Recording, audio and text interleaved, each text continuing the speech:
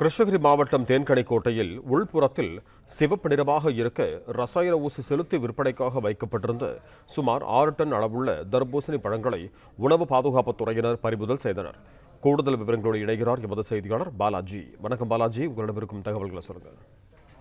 வணக்கம். கிருஷ்ணகிரி மாவட்டம் ஒசூர் மற்றும் அதன் சுற்று உள்ள பகுதியில் தற்போது கோடைக்கு முன்னரே கடும் வெயில் காணப்படுகிறது. இதனால் வெயிலின் வெப்பத்தை தணிக்கவும் நீர்ச்சத்துக்காகவும் சாலையோரங்களில் விற்பனை செய்யப்படும் நுங்கு, குளிர்பானங்கள், பழச்சாறுகள், தர்பூசணிகளை பொதுமக்கள் அதிகம் விரும்பி சாப்பிடுகின்றனர்.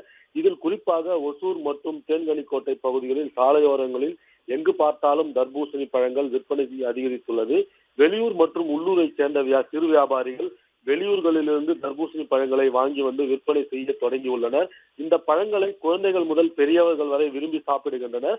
இந்நிலையில் ஒரு சில இடங்களில் விற்பனை செய்யும் தர்பூசணி பழத்தின் உட்புறத்தில் சிவப்பு நிறத்தில் காணப்படுவதற்கு ரசாயனம் ஊசி செலுத்திய பழங்கள் விற்பனை செய்வதாக பொதுமக்கள் குற்றம் சாட்டியுள்ள நிலையில் தேன்கனிக்கோட்டை பகுதியில் இதுபோன்ற ரசாயனம் செலுத்திய தர்பூசணி பழங்கள் விற்பனை செய்வதாக உணவு பாதுகாப்புத்துறை அலுவலர்களுக்கு வந்த தகவலை அடுத்து உணவு பாதுகாப்பு அலுவலர் முத்துமாரியப்பன் தலைமையில் உணவு பாதுகாப்பு அலுவலர்கள் தேன்கனிக்கோட்டையில் 9 இடங்களில் ஆய்வு செய்தனர். இதில் 6 இடங்களில் ரசாயனம் செலுத்தப்பட்ட தர்பூசணி விற்பனை செய்வது தெரிய வந்தது. பின்னர் ரசாயனம் செலுத்திய 6 டன் தர்பூசணி பழங்களை பறிமுதல் செய்து பேரூராட்சி ஊழியர்கள் உதவியுடன் ரசாயனம் செலுத்திய தர்பூசணி பழங்களை அழிக்கப்பட்டது. மேலும் இது தொடர்பாக வியாபாரிகளிடம் விசாரணை செய்யப்பட்டு வருகிறது. பிளே ஸ்டோர் மற்றும் ஆப் ஸ்டோரில் இருந்து பாலிமர் செயலியை QR கோடு மூலம் பதிவிறக்கம் செய்யுங்கள். செய்திகளை உடனுக்குடன் பெறுங்கள்.